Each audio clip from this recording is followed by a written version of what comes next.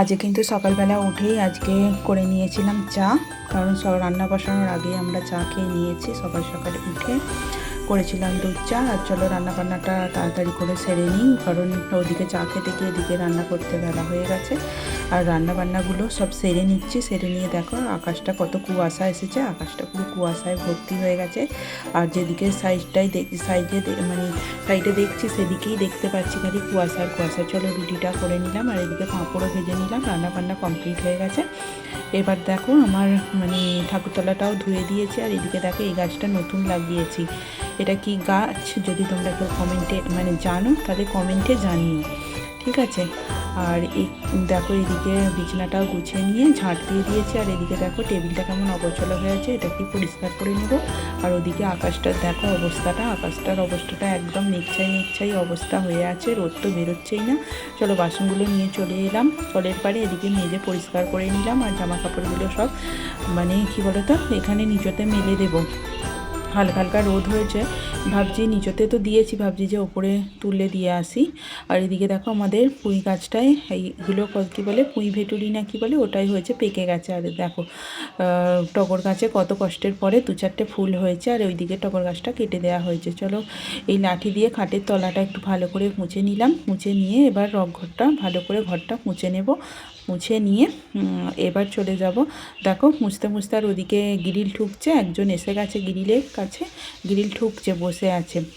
আর চলো একেই দুটো বিস্কুট দিয়ে দিই, নইলে তো একে যাবে না, বিস্কুট খাওয়ার জন্যই এসেছে। আর এদিকে দেখো চানটা করে আমি পুজো করব বলে ফুল তুলে নিয়ে চলে এলাম। আর ফুল তুলে নিয়ে এসে দেখো গাছে এই কোটাই ফুল হয়েছিল, এগুলোই সব তুলে নিয়ে চলে এসেছি। আজকের ভিডিওটা এটুকুই। চলো আমরা সকালবেলা তো ভিডিওটা একটুখানি করেছিলাম। আর এবার সন্ধেবেলা দেখো, সন্ধেবেলাতে আমি এবার বেরিয়ে পড়েছি তারা মায়ের মন্দিরে যাব, সেই উদ্দেশ্যে সবাই মিলে একসাথে যাব বলে বেরিয়ে পড়েছি। আর সকালবেলা যা যা ক্লিপ ছিল সব নিয়ে ভিডিও তুলে নিয়েছি। এবার রাতের বেলা সবাই মিলে রেডি সেডি হয়ে বেরিয়ে পড়েছি তারা মায়ের মন্দিরে যাওয়ার উদ্দেশ্যে, কারণ ওখানে ভোগ প্রসাদ খাওয়ানো হবে। আর দেখো এটা আমাদের কি বলতো, এটা একটা বাজার, শিবতলা বলে, এটা একটা বাজার বসে হালকা করে। আর চলো সবাই রেডি সেডি হয়ে তো বেরিয়ে পড়েছি। আর যেতে যেতে কাছাকাছি চলে এসেছি, অনেকটাই কাছাকাছি চলে এসেছি। আর সবাই মিলে গেলে মজাও হয়, কথাবার্তা হয়। আর সময়টা কিভাবে যে কেটে যায় তা জানি না। এবার দেখো চলে এসেছি, আর চারিদিকে দেখেছো কত ছোট ছোট বাচ্চাদের খেলনা এইসব বসেছে। আর চারিদিকটা হইচই করছে লোকজন। চলো এখানে খাওয়াচ্ছে খিচুড়ি, তাই আমরা তো খেয়ে নেব। আর আগে তো লাইন পড়ে গেছে, তাই প্রথমে যারা খাবে তারা খাবে, বাদবাকি আর পরে আমরা লাইন দেবো আর কি, পিছনে লাইন দেবো বলে দাঁড়িয়েছি। আর ওই দেখো ওইটা তারা মায়ের মন্দিরটা কত সুন্দর করে সাজিয়েছে, আর তারা মার পুজো হচ্ছে। আর সবাই খাচ্ছে, আমরা পিছনে দাঁড়িয়ে আছি। বিরক্তকরও লাগছে, কি বলো তো, সবাইকার খাওয়া হলে তবেই তো আমরা লাইনটা পাবো, তাই। আর এক এক করে খিচুড়ি তো দিয়ে দিয়েছে, সবাই খেতেও শুরু করে দিয়েছে। আর আমরা পিছনে দাঁড়িয়ে দাঁড়িয়ে অপেক্ষা করছি কতক্ষণ লাইন ফাঁকা পাবো, তাই। চলো লাইন তো ফাঁকা পেয়ে গেছি। আর এবার দাঁড়িয়ে পড়েছি সবাই মিলে, আর জায়রাও সবাই মিলে একসাথে গেছি, সব দাঁড়িয়ে পড়েছি। চলো খিচুড়ি তো দিয়ে দিয়েছে, এবারে কি করব বলো তো, খিচুড়িটা খাই। খুব সুন্দর হয়েছিল খিচুড়িটা, খাওয়া দাওয়া করে এবার দেখো ফুচকাও বসেছিল এখানে।